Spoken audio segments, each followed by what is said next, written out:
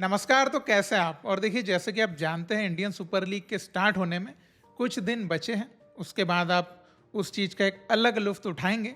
लेकिन उससे पहले आज हम एक ख़ास चेंज के ऊपर बात करने वाले हैं, जो कि आप ये भी कह सकते हैं कि इंडियन फुटबॉल फैन्स के लिए एक अच्छी खबर है, जो कि ना तो एआईएफएफ के साइड से है, ना गवर्नमेंट के साइड से, बल्कि एशियन फुटबॉल कॉन्फेडरेशन यानी एएफसी के साइड से है। अब इसमें अच्छा या नया क्या है, उसके ऊपर ही हम डिस्कशन करने वाले हैं। अब देखिए, जो यूथ एशियन कप्स होते हैं, एएफसी उसका जो क्वालिफिकेशन है उसमें कुछ चेंज लेकर आ रहा है, यानी कि अंडर 17 एशियन कप में और अंडर 20 एशियन कप में। और जैसे कि आपको पता है, अंडर 23 में ऑलरेडी चेंज आ चुका है। वो 4 साल का फॉर्मेट उसको बना दिया गया है ओलंपिक के हिसाब से, तो उसका चेंज पहले ही हो चुका है। और सीनियर एशियन कप में कोई चेंज नहीं है, अभी केवल अंडर 17 और अंडर 20 एशियन कप्स जो है यूथ लेवल पे, उसमें चेंजेस आए हैं। और मैं एक बात आपको क्लियरली बोल सकता हूँ कि अंडर 17 एशियन कप का क्वालिफिकेशन अब बहुत इजी हो गया है, खासकर हमारे इंडिया के लिए तो भाई बहुत इजी हो गया है। और अंडर 20 की बात करेंगे तो वो अभी थोड़ा सा डिफरेंट फॉर्मेट आने वाला है और थोड़ा सा कॉम्पिटिटिव होने वाला है। तो ये दोनों चीज़ें अलग अलग हैं, उन दोनों के ऊपर डिटेल में जाएंगे। और मैं एक बात क्लियरली दिल पे हाथ रख के बोल सकता हूँ कि एएफसी ने जिस तरीके से अंडर 17 एशियन कप का फॉर्मेट, जो क्वालिफिकेशन फॉर्मेट है, उसको ईजी किया है, तो एक बात मैं सीधे सीधे बोल सकता हूँ कि भाई इंडिया अंडर 17 कप में हर बार क्वालिफाई कर सकता है, अगर हमने 40% भी फुटबॉल डेवलपमेंट पे ध्यान दिया ना, 40% भी, तो हमको कोई नहीं रोकने वाला। और मैं ऐसा इसलिए बोल रहा हूँ क्योंकि सच में ऐसा कुछ हुआ है, उसी के ऊपर डिटेल में हम जाएंगे।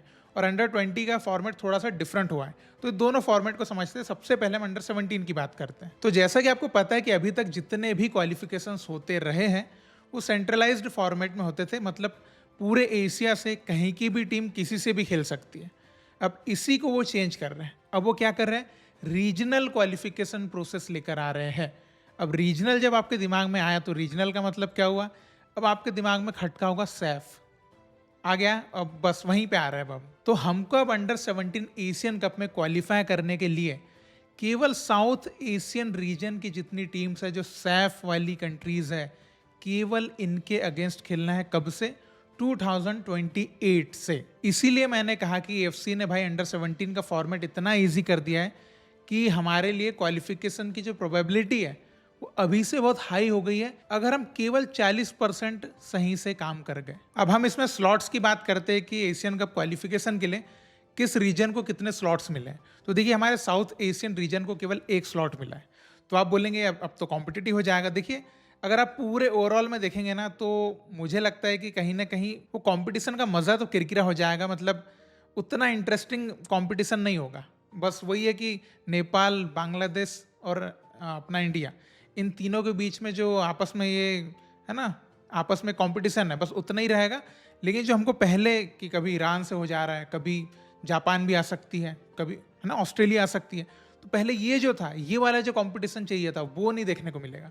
तो हमारे स्लैब से केवल एक स्लॉट है, तो आपको पता है कि एक स्लॉट है, तो इसीलिए मैंने बोला कि अगर 40% भी ढंग से काम किया तो हमारा हर बार का क्वालिफिकेशन पक्का ही है, क्योंकि एक ही टीम क्वालिफाई करना है। देन एशियन रीजन को 4 स्लॉट है, ईस्ट एशिया को भी 4 स्लॉट है, और वेस्ट एशिया को भी 4 स्लॉट है, और काफा को 3 स्लॉट है। तो सबसे कम स्लॉट हमारे पास है, क्योंकि जिसकी जितनी औकात है उस हिसाब से स्लॉट दिया, तो हमारी एक की औकात है। लेकिन इस नए फॉर्मेट के साथ इसमें एक और चीज नई आई है कि जिस रीजन की टीम इस टूर्नामेंट को, यानी कि अंडर 17 एशियन कप को होस्ट करेगी, उस रीजन का एक स्लॉट ऑटोमेटिकली जो है वो कम हो जाएगा।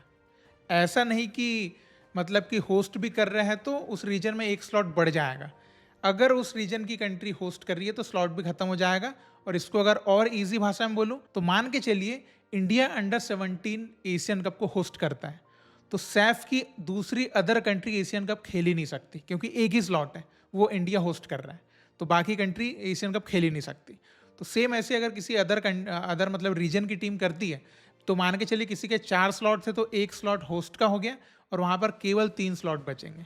तो ये एक फॉर्मेट जो है, मतलब एक नया तरीका इन्होंने लेकर आया है। और अब देखिए, क्वालिफिकेशन का जो टाइमिंग है वो भी बिल्कुल सिस्टमेटिक होने वाला है।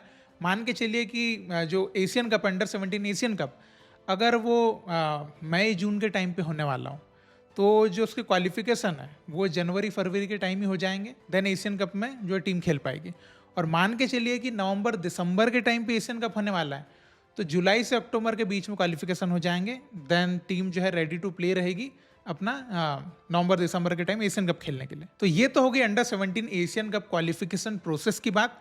तो आप इसके ऊपर आपके थॉट्स रख सकते हैं, आपको क्या मतलब कितना चैलेंजिंग लग रहा है या कितना इजी लग रहा है? मुझे तो भाई बहुत इजी लग रहा है, साफ बोलूं। और अगर इतना इजी होने के बाद भी इंडिया हर बार का अंडर 17 एशियन कप नहीं खेलता है, फिर तो भैया गीली बेल्ट से मारने की बात है हमारे एएफएफ की, जो भी वहां पर इस चीज को संभाल रहा है। अब हम बढ़ेंगे अंडर 20 एशियन कप का जो नया क्वालिफिकेशन फॉर्मेट आया है उसके ऊपर। तो देखिए वो भी सेम अभी तक जो है सेंट्रलाइज्ड तरीके से होता था, कोई भी टीम किसी से भी खेल सकती है और उस तरीके से क्वालिफिकेशन होता था। लेकिन 2027 के बाद से इसमें जो है कुछ चेंज आएगा। 2027 के बाद से जो है टीम्स जो है 2 फेज में डिवाइड हो जाएगी, जिसमें प्रमोशन और रेलीगेशन सिस्टम भी आने वाला है। अब प्रमोशन और रेलीगेशन सुन के आप जो है आईएसएल की तरफ में चले जाना कि वहाँ पे यही झगड़ा चल रहा है सालों से। तो देखिए इसको मैं थोड़ा डिटेल में समझा देता हूँ ताकि आपको बहुत बारीकी से समझ में आए कि प्रमोशन रेलीगेशन तो यार लीग वगैरह में होता है, ये कहाँ, ये किस टाइप का हो गया, ये क्वालिफिकेशन में कौन सा रेलीगेशन प्रमोशन। तो उसको थोड़ा सा मैं डिटेल में समझाता हूँ। तो देखिए हमारे एएफसी के जितने भी मेंबर एसोसिएशन हैं, यानी कि जो मेंबर कंट्रीज हैं, ये सारी टीम्स को 2 अलग अलग फेज में डिवाइड किया जाएगा। जो टॉप 32 टीम्स हैं वो रहेगी क्वालिफिकेशन फेज में, और जो बॉटम 14 टीम्स हैं वो रहेगी डेवलपमेंट फेज में। यानी कि वो टीम्स जो कि डेवलप करके अच्छा करने की कोशिश कर रही है, वो नीचे की 14 टीम अलग कर दी उन्होंने। अब क्वालिफिकेशन फेज में क्या होगा, जो 32 टीम्स हैं उनके 8 ग्रुप बनेंगे, और 8 ग्रुप में क्या होगा, जो भी टीम लोवेस्ट रैंक की रहेगी क्वालिफिकेशन खत्म होने के बाद, वो टीम मतलब हर ग्रुप की लोवेस्ट रैंक टीम रेलीगेट हो जाएगी डेवलपमेंट फेज में। और डेवलपमेंट फेज में जो 14 टीम्स हैं उनके 3 ग्रुप बनेंगे, और उनमें जो टॉप परफॉर्मिंग टीम्स रहेगी वो प्रमोट हो जाएगी क्वालिफिकेशन फेज में। तो 2027 में जो क्वालिफिकेशन होगा वो तो उस टाइम जो रैंक वगैरह रहेगी उस हिसाब से 2 फेज बना दिए जाएंगे और वैसे हो जाएगा। देन 2027 के बाद जो नेक्स्ट साइकिल आएगा अंडर 20 एशियन कप क्वालिफिकेशन का, उसमें जो टीम रेलीगेट हुई रहेगी वो डेवलपमेंट फेज में खेलेगी, और जो डेवलपमेंट फेज की टॉप परफॉर्मिंग टीम्स रहेगी वो अपने आप क्वालिफिकेशन फेज में आ जाएगी। तो इसका सीधा सीधा मतलब ये हुआ कि जो क्वालिफिकेशन फेज में रहेगा केवल वो ही एशिया कप में क्वालिफाई करने का हकदार रहेगा। डेवलपमेंट फेज वाली टीम को अगले साइकिल के लिए वेट करना पड़ेगा। अब यहाँ पे एक मैं पॉजिटिव बात बता दूं कि हमारी इंडिया की जो अंडर 20 टीम है वो भाई एकदम बॉटम पे फिनिश नहीं करती है, ठीक ठाक फिनिश करती है बीच में। ठीक है, तो हमारे पास है कि हम क्वालिफिकेशन का सोच सकते हैं। तो इस नए फॉर्मेट के बारे में आपके क्या विचार है? अंडर 17 का आपको क्या लगता है कि वो सच में इजी लग रहा है आपको, या अभी भी आपको लग रहा है कि टफ है? देखिए मुझे तो क्लियरली वो इजी लग रहा है। अगर अभी नहीं तो फिर कभी नहीं भैया, कभी भी नहीं। मतलब अभी भी क्वालिफाई नहीं कर पाया तो। और अंडर 20 की बात करें तो मुझे नहीं लगता कि कोई उतना चैलेंजिंग हमारे इंडियन फुटबॉल टीम के लिए होने वाला है अंडर 20 टीम के लिए, बिकॉज अभी भी हमारे अंडर 20 जो टीम है वो अच्छी है। तो अगर हम और अच्छा काम करें अंडर 20 प्लेयर्स के लिए हमारे डोमेस्टिक लेवल पे भी और इंटरनेशनल लेवल पे भी, तो हमारे उसमें क्वालिफिकेशन के चांसेस ऑलरेडी बन जाते हैं।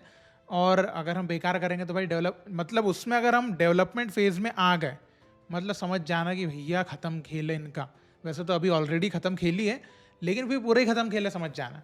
क्योंकि अंडर 17 में अगर आप एशियन कप खेल रहे हो और अंडर 20 में नहीं खेल रहे हो, इसका मतलब आप प्रोग्रेस तो कर ही नहीं रहे, ये तो क्लियरली दिखता है।